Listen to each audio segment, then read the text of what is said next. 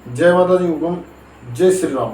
मैं डॉक्टर रतन सिंह चिराना आप सभी हुकुम का हार्दिक स्वागत करता हूं। हम पढ़ रहे हैं भारत का राजपूत इतिहास, और भारत के राजपूत इतिहास में हम पढ़ रहे हैं दूसरे भीष्म पितामह रावत चुंडा के बारे में। पिछले वीडियो में हमने रावत चुंडा के बारे में काफ़ी कुछ जाना था। अब हम आगे की कहानी के बारे में जानते हैं। महाराणा लाखा के ज्येष्ठ पुत्र रावत चुंडा थे, जो मेवाड़ के राज्य के उत्तराधिकारी थे। उन्होंने प्रतिज्ञावश राज्य का त्याग किया था। महाराणा लाखा जब गया तीर्थ की यात्रा के लिए ससैन्य रवाना हुए तो अपने ज्येष्ठ पुत्र रावत चुंडा को राज्य का संपूर्ण कार्य प्रबंध सौंप कर गए। उस समय रावत चुंडा के सबसे क्षमा करें महाराणा लाखा के सबसे छोटे पुत्र मोकल जी अल्पवयस्क थे। 5 साल की यात्रा पर महाराणा लाखा गया थे और 1420 ईस्वी में महाराणा लाखा युद्ध में वहां स्वर्गवासी हो गए। उनकी मृत्यु का समाचार मिलने के पश्चात उनकी पत्नी हंसाबाई ने रावत चुंडा को अपने पास बुलाया। हंसाबाई महाराणा लाखा के साथ ही अग्नि स्नान करने को उद्यत हो गई थी।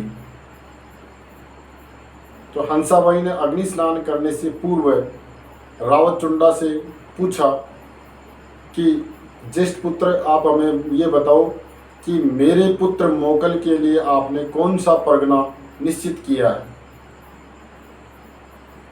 तो रावत चुंडा ने अपनी प्रतिज्ञा के बारे में बताया और कहा कि माते, मोकल तो इस मेवाड़ साम्राज्य के मालिक हैं, यही उत्तराधिकारी हैं। मैं तो उनका सेवक हूँ और सेवक बनकर ही सेवा करूँगा। रावत चुंडा ने मोकल का राज्याभिषेक कराया और स्वयं सुरक्षा का जिम्मा लिया। माता हंसाबाई से निवेदन किया कि आप अग्नि स्नान न करें और राजमाता बनकर हमारे इस राज्य की देखभाल करें और हमें आशीर्वाद प्रदान करें। महारानी हंसाबाई ने रावत चुंडा का अनुनय विनय स्वीकार किया। अब मोकल जी मेवाड़ का राज्य संभालने लगे। मोकल जी अल्पवयस्क थे। अधिकांश निर्णय रावत चुंडा ही लेते थे उनकी अनुमति से। हंसाबाई के भाई राव रणमल अधिकांशतः मेवाड़ में ही रहते थे, क्योंकि वो मंडोर से राज्य पदच्युत किए हुए थे, इसलिए उनको मेवाड़ ही रहना पड़ता था।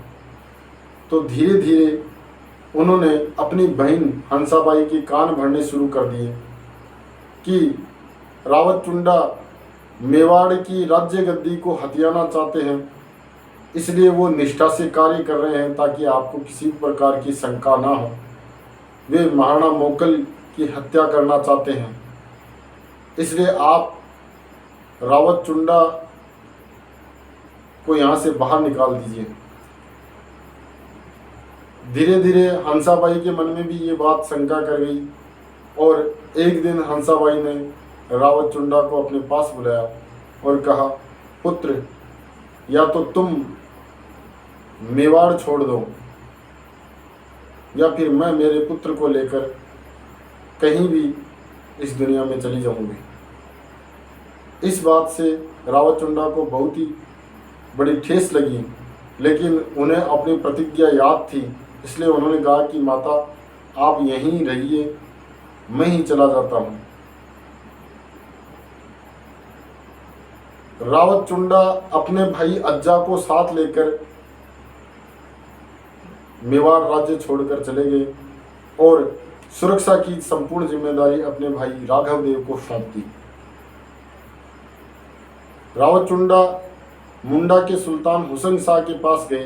हुसैन शाह ये बात अच्छी तरह से जानते थे कि रावत चुंडा क्या चीज़ है, इसलिए उन्होंने 42 लाख की मंदसौर की जागीर रावत चुंडा को सौंप दी।